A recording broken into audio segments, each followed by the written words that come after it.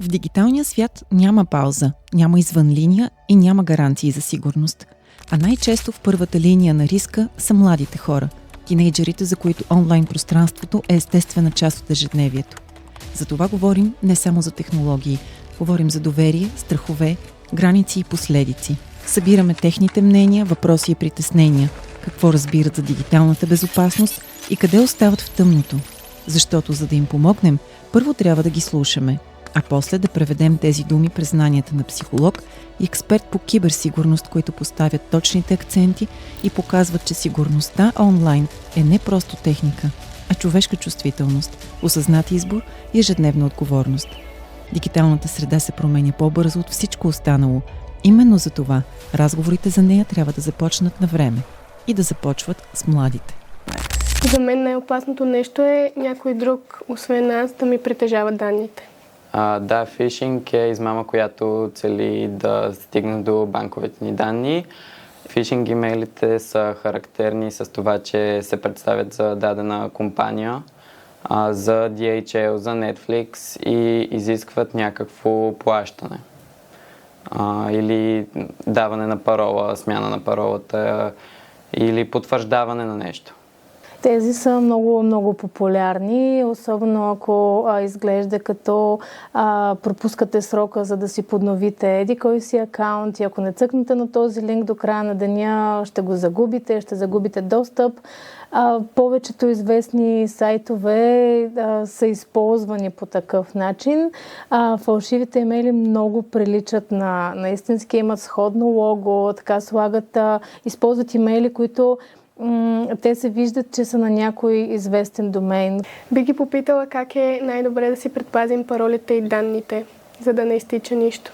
Един много готин начин, който научих, който както и дори някой да ти намери какво си записал, дали в имейл, като чернова или такова, имаш си една малка кодова дума, няколко символа, която си знаеш наизуст и си я пазиш само в главата. Може да са 3-4, може да са 5 символа, но тя за теб означава нещо и си я знаеш. И там, където ти е списъка с пароли, всъщност тази ключова дума не я пишеш, но тя ти е част от паролата. Не вярвам на всичко, което виждам и съм се научил да разпознавам дипфейкове и забелязвам, че стават все по-често срещани в ежедневието ни. Много се надявам да могат да преценят умело дали това, което виждате е лъжа или истина, да имат уменията, ама и да се доверяват. Нали? Не само да си казваме, но пък ето, имат знания и умения. Социалните мрежи са сладко изкушение и всеки може да бъде жертва на социалните мрежи, но е хубаво просто да има някаква осъзнатост. В такава ситуация веднага проверявам лицето, за да видя дали ми е познато и вече ако не ми е познато, първо блокирам лицето, тъй като не знам какво мисли, не знам какви са му намеренията, аз не го познавам, притеснена съм, това би ме притеснило. И освен да блокирате, важно е, ако има нещо притеснително, все пак да подсетим всички млади, че първо трябва да докладваш, после трябва да блокираш.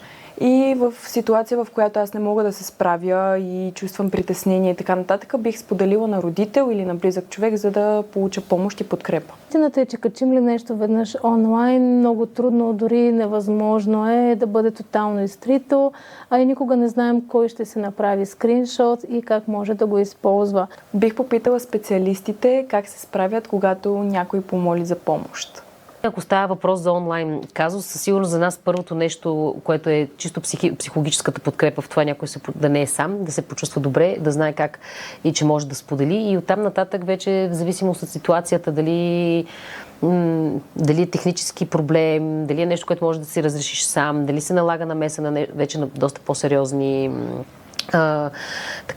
и други институции. Една от най-близките ми приятелки беше попаднала в ситуация комуникираше с едно момче по социалните мрежи и от чисто приятелски разговор той почна да я изнудва за снимки, от което тя беше много уплашена и се обърна към мене. Само за 2024 година към горещата ни линия са подадени 1 700 000 сигнала с такова съдържание, в което Млади деца, най-вече между 10 и 14 годишна възраст, са подлагани от по-възрастен човек, когато те не познават в онлайн пространството, да покажат малко по-разсъблечена и интимна снимка.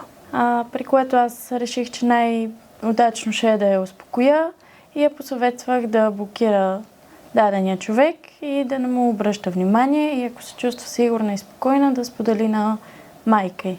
Също това е много класическо с изнудване през голи снимки, особено в тази възраст, която са.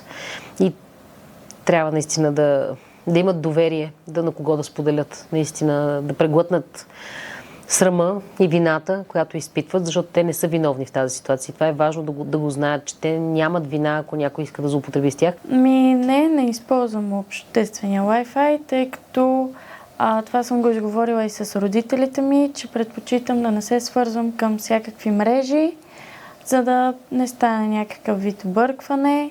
Да го неглижира, поне аз се справям по този начин. Той може в интернет да е така отворен и да ме обижда, но наживо, когато ме види, не смятам, че би могъл да си го позволи. Повечето деца, които се подлъгват на такива покани, така да кажем, имат някакви липси в реалния живот, към взаимоотношения, най-вече с родителите. Единият вариант е да се обърнат към консултативната линия 124-123. Аз лично би ги посъветвала да кажат на мама и тате. Това е страхотно. Аз лично смятам, че ако децата могат наистина да ни се доверят, че когато споделят нещо с нас, ще бъдат чути, разбрани, уважения, не просто критикувани, ще си спестим като общество много проблеми. Проектът Тренди Дигитално 2.0 се изпълнява от Фондация Евроскок с финансовата подкрепа на Национална програма за изпълнение на младежки дейности по член 10А от Закона за хазарта 2023-2025 година към Министерство на младежта и спорта. Договор номер 25-00-40/09.09.2025 година. Изготвеното съдържание е отговорност на бенефициера.